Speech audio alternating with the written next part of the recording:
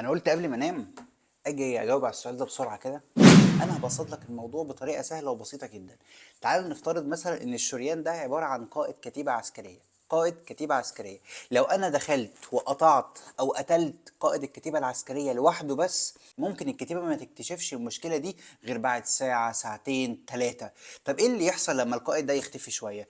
لما القائد ده يتفتح كده ويختفي شويه، كل اللي هيحصل ان الناس اللي هنا اللي هم الجنود اللي تحت والمخبرين اللي تحت الاعصاب وغيره، مفيش تغذية راحت لهم لفترة. فكل اللي هيعملوه هيبعتوا ميل او يبعتوا رسالة عسكرية للمخ ويقولوا له الحقنا ما وصلناش اكل النهاردة.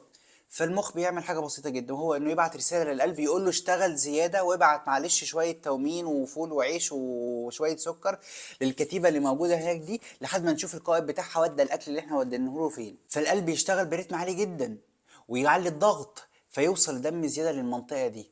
طبعا المنطقة دي مفتوحة فالدم يطلع بزيادة، فانا القلب عمال يبعت دم والدم يطلع، القلب يبعت دم والدم يطلع ويطرد، والناس دول يبعتوا رسالة الحقنا مفيش اكل بيجي، فيبعت تاني يبعت تاني يبعت تاني لحد ما الراجل يتصفى في خلال دقيقتين ونص لثلاث دقايق وبيكون توفى والبقاء لله. مفيش دم. على النقيض بقى لما يحصل بتر كامل للكتيبة، لما الكتيبة كلها القائد والجيش والمخبرين والأعصاب والخلايا وكل حاجة تختفي، فالمخبرين اللي واقفين قبل حتة القطع اللي هم الأعصاب والخلايا وغيره بيبعتوا رسائل للمخ الحق الكتيبة ضلمت نورها ضلم احنا مش عارفين نوصل لهم.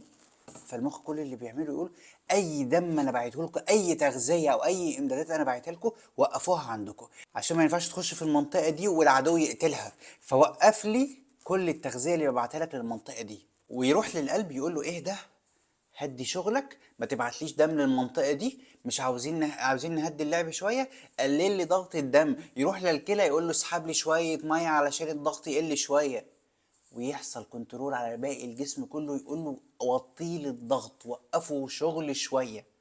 فكل اللي يحصل للراجل اللي حصل له قطع كلي للمنطقه دي انه فقد شويه دم بسيطه، لو اتاخرنا عليه اكتر من نص ساعه ممكن يتوفى او ربع ساعه يتوفى، لكن مش دقيقتين وثلاث دقايق. فكل اللي بيحصل ايه ان المسعف او التمريض او اي حد بتشوفه في الشارع ايديه مقطوعه او رجله مقطوعه، كل المطلوب منك بس تجيب تورنيكيت او تورنيكيت ايه، حته حبل عبيط، حته حبل ولا كيسه ولا اي قماشه، تلفها على الايد او على الرجل المقطوعه وتربط جامد اقصى ما يمكن. في طريقه معينه كده خاصه للاطباء بس انت مش مهم، اربط اي حاجه واربط كمان مره قبلها وخلاص كده وحوله المستشفى. هو اولا هيمكن يعيش لوحده من غير ما تركب له تورنيكيت دي مثلا لمده ربع ساعه، الجسم بيتعامل بالطريقه دي لان الخلايا